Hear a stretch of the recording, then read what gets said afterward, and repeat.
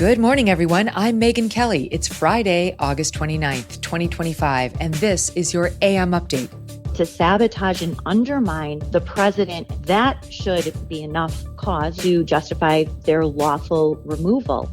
The Trump administration facing some high-profile employment challenges this week as two top officials get fired only to then refuse to leave. New reporting exposes the basis of the investigation into John Bolton, undermining accusations that President Trump is weaponizing law enforcement against him. I don't think Donald Trump wants another election. And Gavin Newsom makes a bizarre prediction about President Trump's intentions with the National Guard.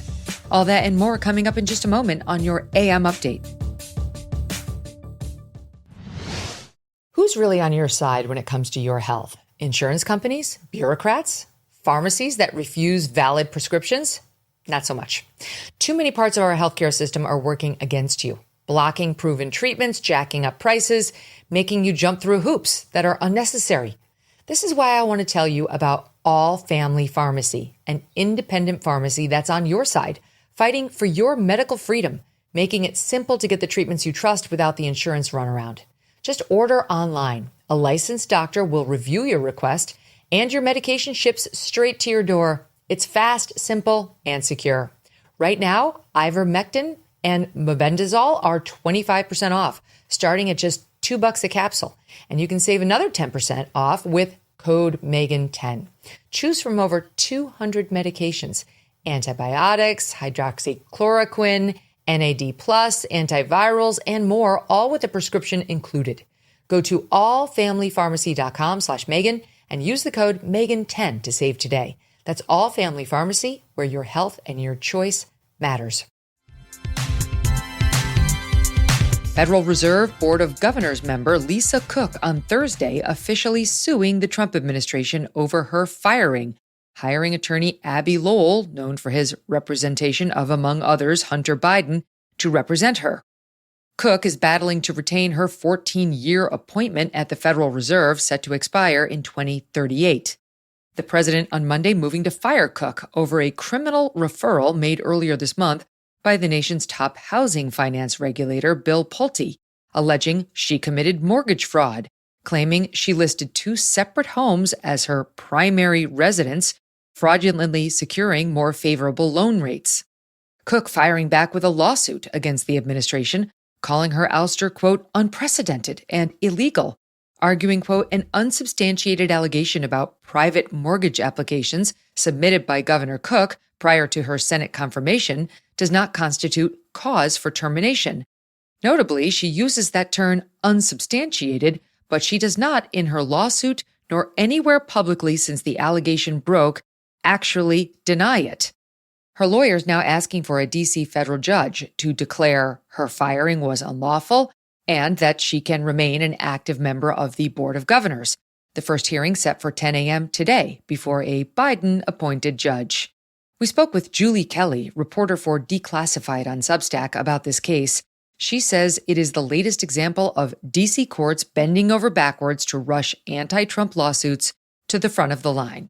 It's pretty amazing to watch how quickly these judges, especially in Washington, D.C., are taking up these lawsuits.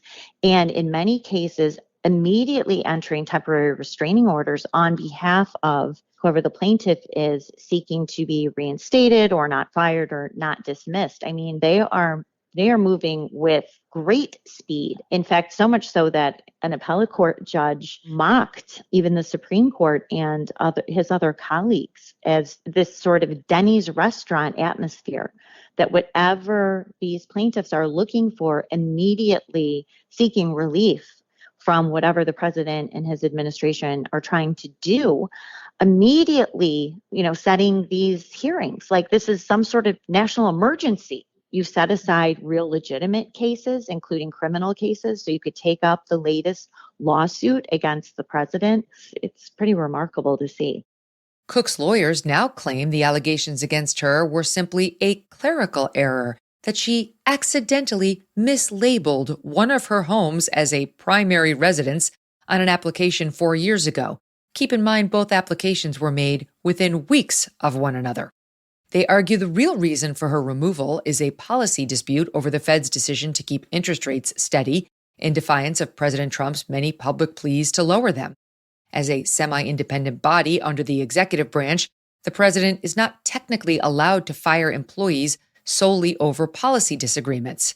A White House spokesperson responding in a statement to the New York Post, quote, "The president determined there was cause to remove a governor who was credibly accused of lying in financial documents from a highly sensitive position overseeing financial institutions.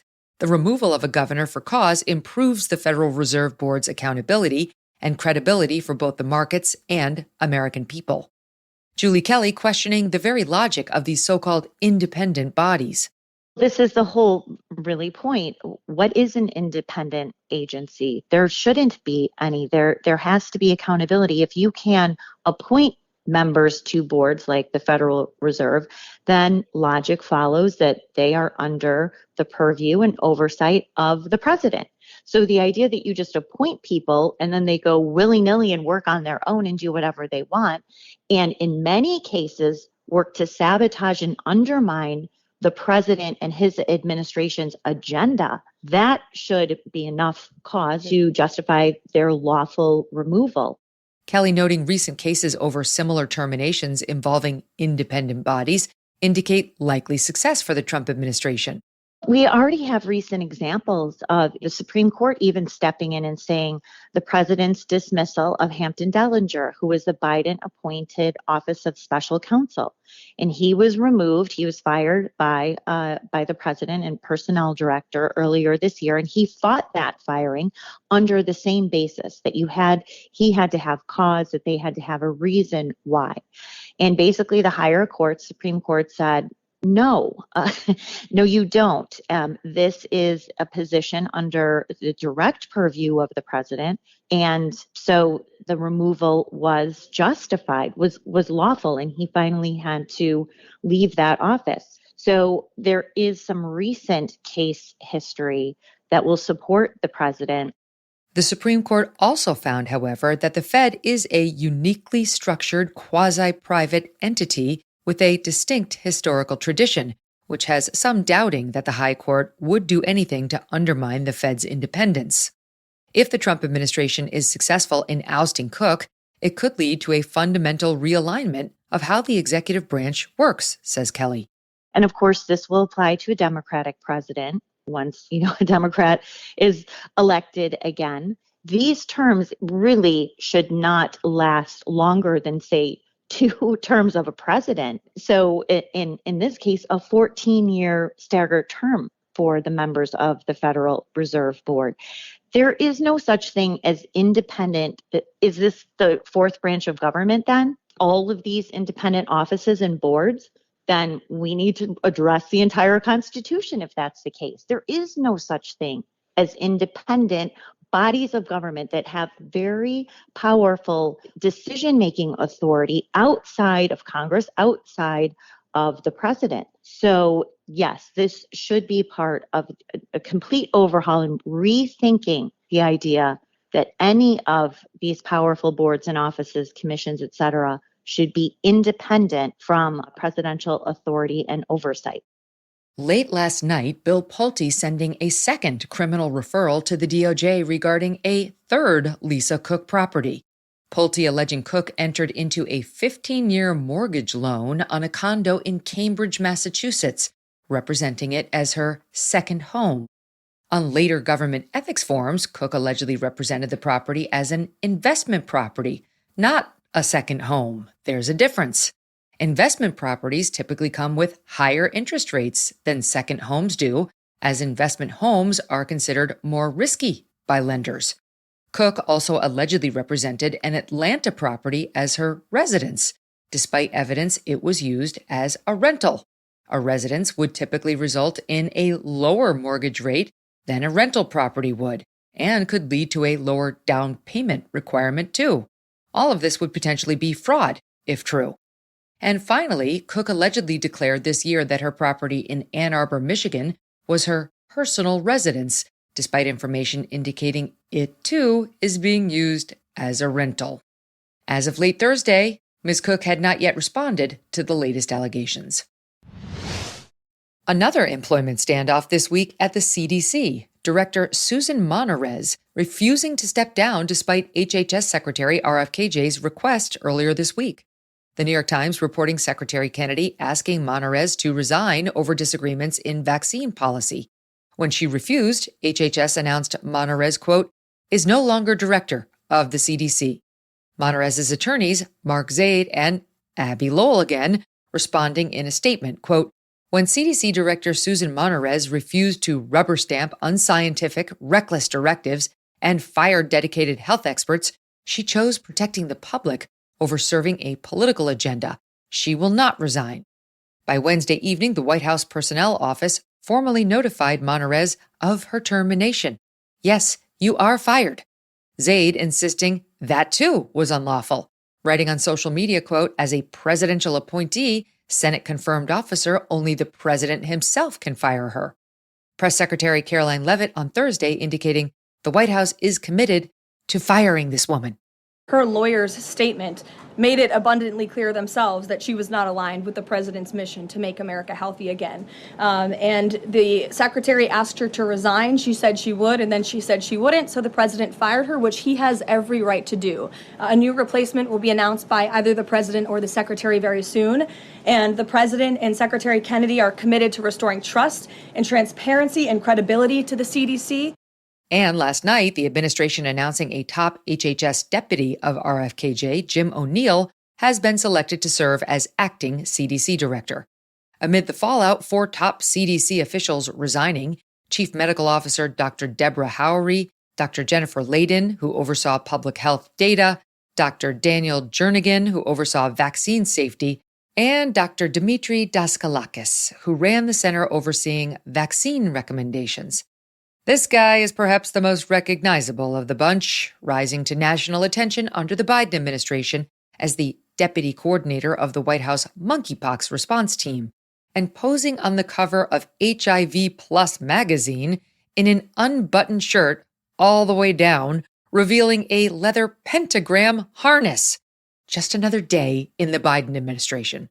The doctor posting a lengthy resignation letter on X that repeatedly uses the term pregnant people, touts his LGBTQ credentials, and claims, quote, I have never experienced such radical non-transparency, nor have I seen such unskilled manipulation of data to achieve a political end rather than the good of the American people.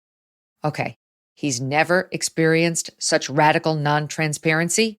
He's never seen such unskilled manipulation of data to achieve a political end? That is rich coming from a CDC official in power during the COVID pandemic. This guy signed his letter with his name and his pronouns, he, his, him, which are evident to anyone that has been unfortunate enough to see the aforementioned magazine cover. Bye. Coming up, new reporting on the Bolton investigation undermining claims that Trump is using the FBI as a tool of retribution. And California Governor Gavin Newsom cannot make up his mind about California's crime problem.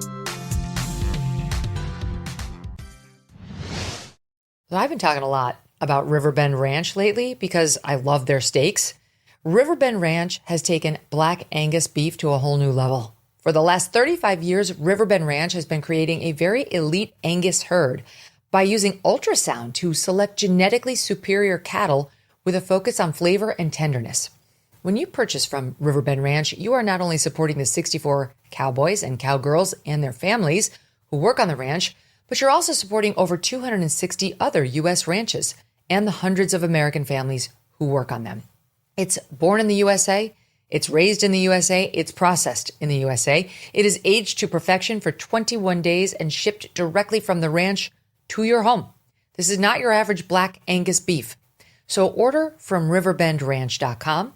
Use the promo code Megyn to get $20 off your first order and let me know what you think. riverbendranch.com, promo code Megyn. New reporting by the New York Times shining light on the investigation into former Trump National Security Advisor and current Trump critic John Bolton, who is reportedly in talks to retain, you guessed it, attorney altogether now, Abby Lowell, Perhaps the busiest man in Washington, not named Donald Trump or maybe Marco Rubio. Bolton's home and office raided 1 week ago by the FBI, many critics quick to say this is the latest example of President Trump weaponizing the DOJ to retaliate against his political enemies. A sampling here from MS Now and CNN. This is chilling. It really is. Clearly, this is using the FBI in a way that not only tarnishes the FBI, but it tarnishes our country. It looks like it's just more revenge and more retribution on his political enemies. He said he was going to go after all of these individuals, and one by one, he's slowly doing that.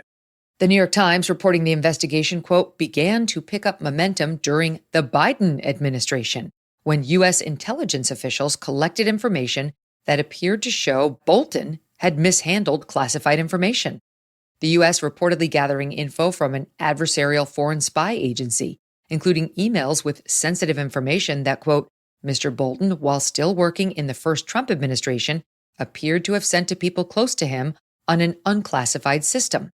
The Times forced to admit that while searches on Bolton's property raise questions about retribution, quote, the new details of the case present a more complex chain of events.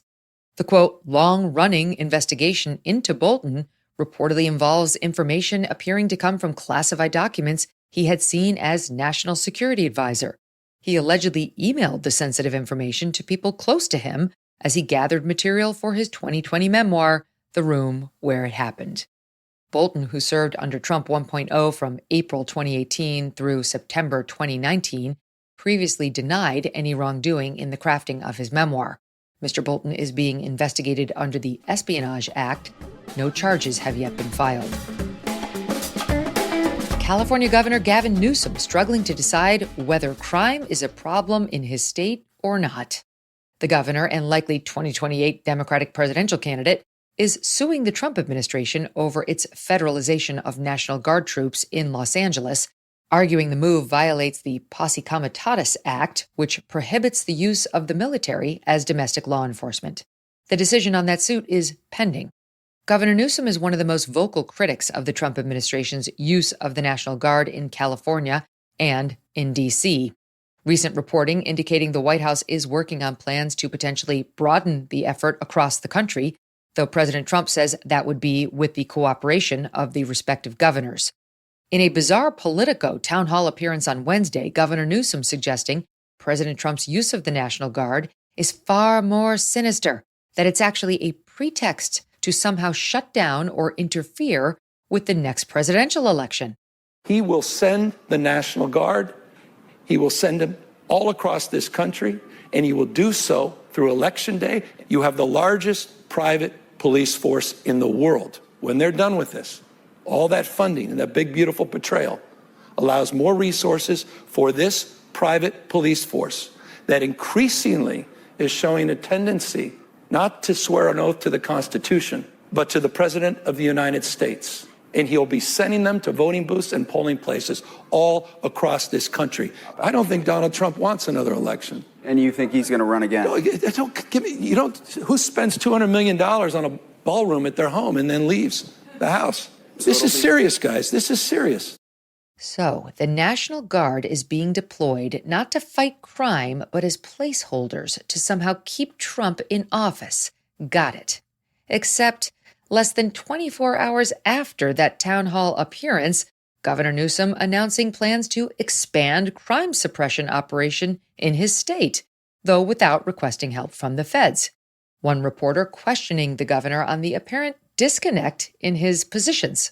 Two messages today are kind of contradictory. On the one hand, you're mocking Trump's deployments and, highlighting the crime rates in red states that you say are higher. And at the same time, we're here because you're surging law enforcement across the state. So do you believe that crime is a problem in California or not? Well, sort of a curious question. I made the entire point that crime's an issue and we want to tackle it, and we continue to do more in that space. And we announced and highlighted some of the expansion. What is not contradictory, respectfully, is that we're doing it in partnership with our local communities. We did it in partnership with the Biden administration prior. We're not talking about the nationalization, the militarization of the Guard and militarizing the United States cities. So Quite the contrary.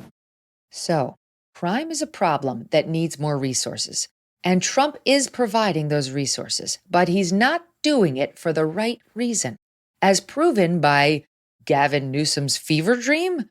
Or is it more likely the governor's been watching Bill Maher on Friday nights, who said the following 1 week ago? I don't know if I was the first one to use the phrase slow-moving coup. If there was a slow-moving coup, let me just describe some of the steps, and you tell me if I'm being paranoid. First, create a masked police force. Normalize snatching people off the street. Normalize seeing the National Guard and the military. Have other states start sending their troops. So you have in the Capitol a sort of permanent police presence. So when an election dispute might come up, just hypothetically, I'm going to pretend for the rest of the duration that the Democrats do have a chance of winning, and they might win the next election. I just don't think they're ever going to take power, because this is what's going to happen. Because I think this coup is going to go off a lot smoother than the last one. And that'll do it for your AM update. I'm Megyn Kelly. Join me back here for the Megyn Kelly Show, live on SiriusXM Triumph Channel 111 at noon East, on youtube.com/Megyn Kelly, and on all podcast platforms.